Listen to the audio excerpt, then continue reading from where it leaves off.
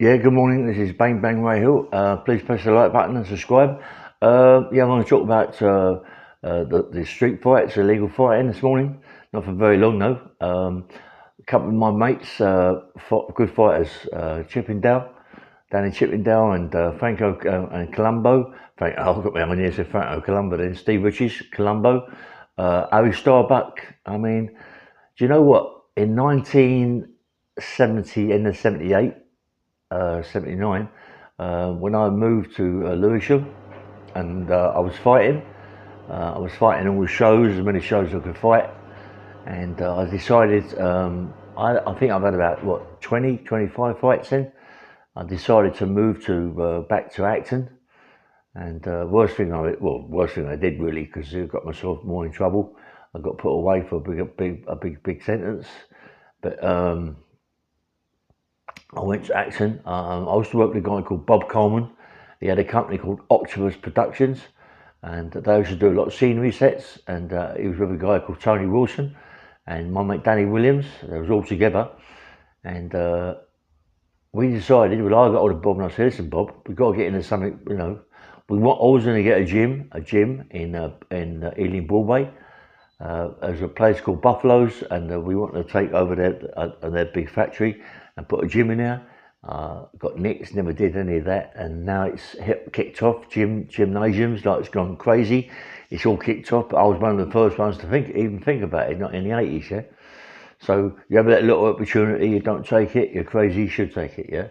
But you lose out, and anyway, but I decided, being it was 1980, 1979, 1980, I thought to myself, do you know what? Why don't we do street fighting, illegal fights in West London?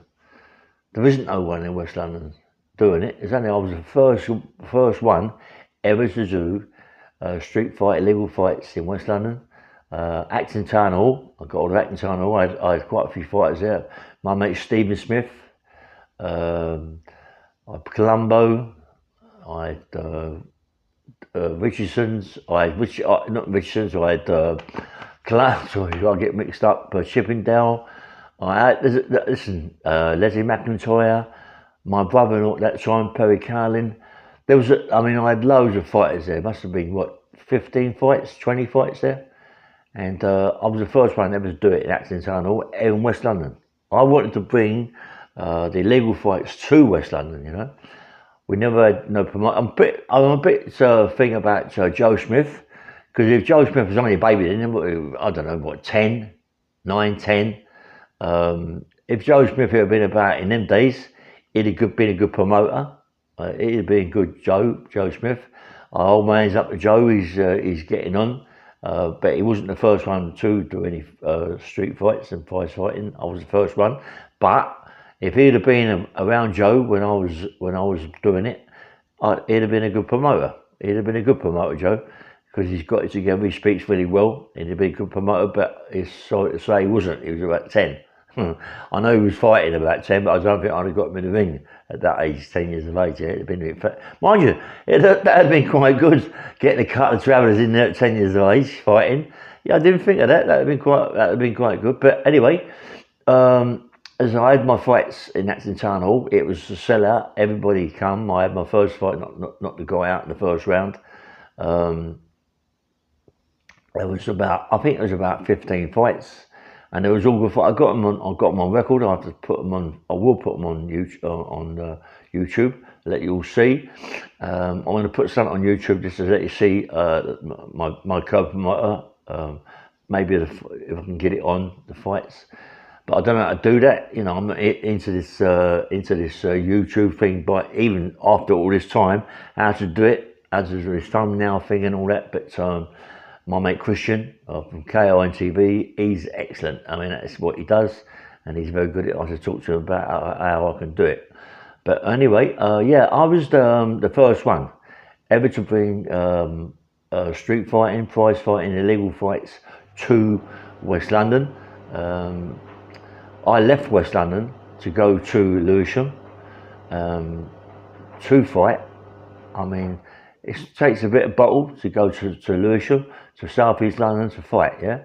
to meet proper gangsters, to fight people like Lenny McLean, Roy Shaw. That never happened, but to spar with them, you know what I mean. I've seen Lenny quite a few times. Lenny's a big, powerful man. That time when I was around, he was around. It wasn't that big and powerful yet. He was just like me, 17 stone, same as me. But anyway, when I was at Acton Town Hall, we tried to get a few people up there to fight, you know, and other people. But I was getting more or less the same people to go up. I mean, West London, there was a lot of fighters. A lot of fighters. I mean, I fought for Colin Cracknell from the market, Brentford market. I mean, in the market, there must have been 30, 40 fighters that would have fought, that would have boxed up there. But you know, as you first start, you're just trying to get into it. And all of a sudden, being Silly Ray, not so much Silly Ray, because when we tried to do the third one, the police come to the thing. There was someone put something under the ring, and blow the place up. What a load of crap, mate. But still, they stopped it, and they stopped me from having any more shows at Acton Town Hall. So that made it a bit more awkward for me, because I love money, and I love money a lot, yeah. So what did I do? I started going back to armed robberies, and ruined it really much. I went to Lewisham, back to Lewisham for a bit of time, but I was doing robberies again, you know, because the money wasn't coming in for the fights. I was only getting like £300 or £400 a fight. You know, Lenny McLean was getting £4 or £5 grand a fight, because he had a good promoter like Frankie Warren, and Roy Shaw and Joe Pyle. I mean, I was quite close to Joe Pyle. Joe Pyle was coming down my mate's place in Twickenham, Little Wally's place, a wine bar. Anybody remember that in Twickenham? Yeah, my mate Wally, he owned that, and I was on the door. I was on a door. What is wine bar, come nightclub, and he had a club around the corner. I used to look after that as well. And yeah, Joe, me and Joe got very close. But I mean, I was in prison with a guy called Mickey Francis, very powerful, short guy, very powerful. Can never right fight, this guy Mickey Francis. And he was one of Joe Pyle's henchmen. And when I come out of prison, I met Mickey Francis, had a good time with Mickey Francis. He come to Crispin's when I was working at Crispin's, and Mickey Francis, he's a bit of an handful, he went into one at Crispin's and started chucking people through the doors, and I swear, he's murdered Mick, and I had to control him, and I couldn't get him back. I didn't have him back down there. He ran up with my sister-in-law. Anyway, Mickey Francis took me to Joe Pyle's place. Joe Pyle had a pub with a ring in it, and I was to talk to Joe Pyle about the training and fights. And Alex Steen was there. Alex Steen used to come down their place in Twickenham. Alex Steen, I liked him, and he was with a guy called Ray Bender. That's Ronnie Bender's brother, Ray Bender. Anybody remember him? Ray Bender, nice fella, Ray. I like Ray. And I met him a few times with Alex Steen down at Twickenham, and also at Joe Pyle's place, the pub. Yeah. So I mean, I know a lot of people, and I was a bit crazy because Eddie Richardson. Eddie Blundell, Billy Blundell. I mean, Bill. I mean, we were very close, me and Bill, in prison.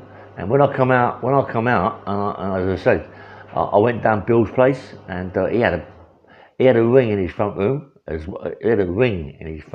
Swear on my life.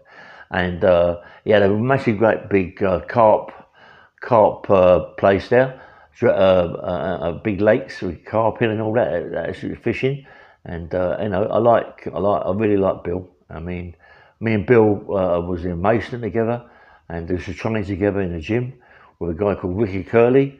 Ricky Curley was a gentleman. Ricky Curley, mate, was a gentleman, and very, very. I mean, I keep saying people are hard.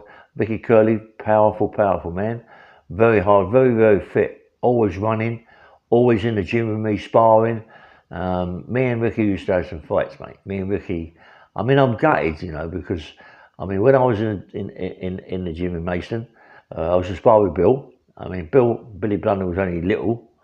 what, 5'9", 5'8", but he could bang. He was number one sure.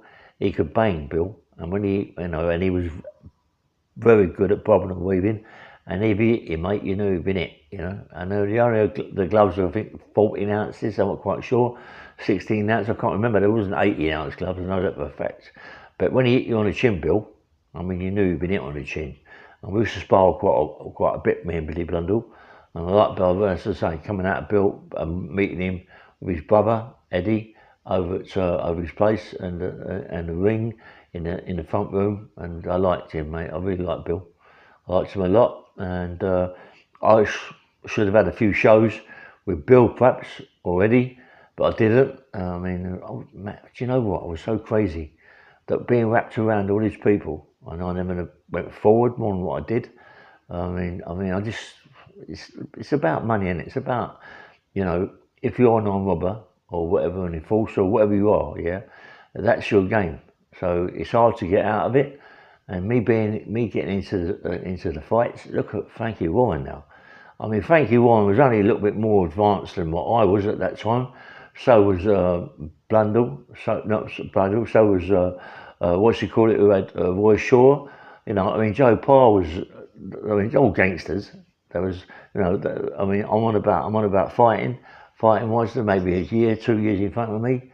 But really, in West London, nothing at all, and good fighters, and we could have held some good shows. I made, as I said before, I made a show that Joe Smith wasn't my age, it wasn't there then. I mean, Joe's. I like Joe. He's got his own podcast now, Joe Smith. I think it's called Governor or Bound. I don't know what it's called, but anyway. But he's Kushti. I think it's called Kushti. Joe Smith. I mean, check it out. He's a nice fellow, Joe Smith. I like Joe.